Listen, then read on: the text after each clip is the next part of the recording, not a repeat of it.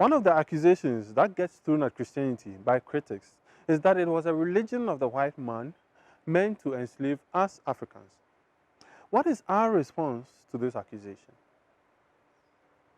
It is indeed true that one of the saddest legacies of Christendom has been the use of the Bible to support the enslavement of the African. However, it needs to be said that this wasn't always the case, especially from the beginnings of the faith. You see, in the world that Christianity began in, which was the world of the Roman Empire during the 1st century, it was one of the earliest religions that began to chip away at slavery, even though Christians had no political power.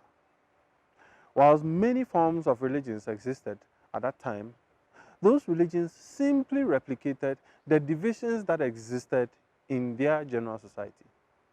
And this wasn't the case with early Christianity, however. The early apostles and church fathers who came after them insisted that everyone be treated the same within the church community, whether slave or free, Jew or Gentile, male or female.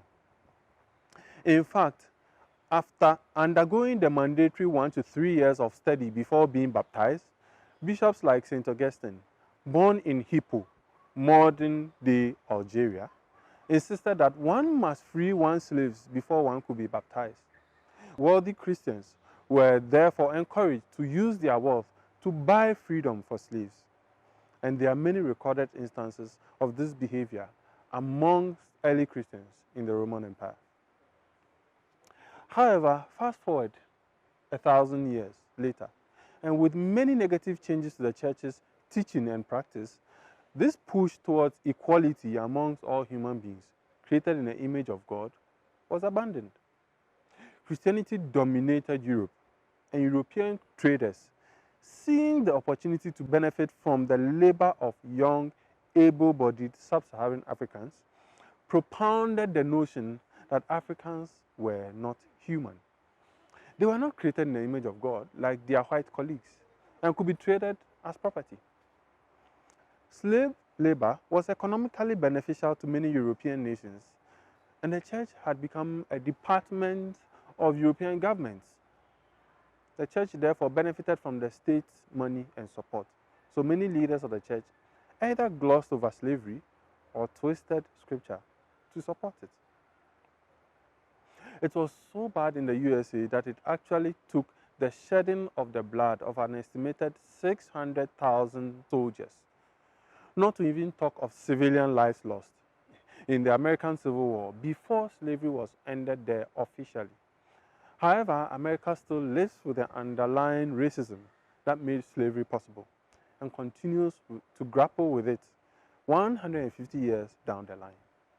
Prior to the war, some American preachers, especially in the South, argued that nowhere was slavery condemned in the Bible.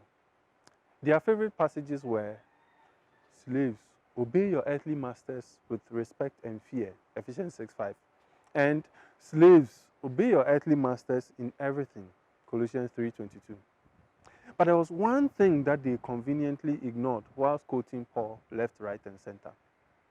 In Paul's day, everyone could become a slave through unfortunate circumstances. A Roman family with 3 girls already could decide to throw away the 4th newborn baby girl on the rubbish dump. Someone would then pick up such a baby and raise them up so they could sell them into slavery. Her skin color didn't matter. Slavery was slavery.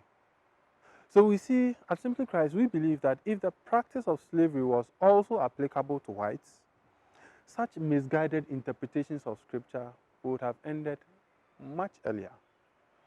These and other such misinterpretations worked because white people at the time had been falsely convinced that black people weren't equally human and therefore were the only ones slavery code applied to, contrary to the apostles and church fathers' teaching at the beginning of the faith. Which brings us to the question: have you wondered some of the other ways in which evil has been condoned by Christianity because Christians misunderstood or twisted the context of the books of the Bible? And if so, how can we prevent that from happening in our day? But that's a question for another day. Thanks very much for joining us. Bye.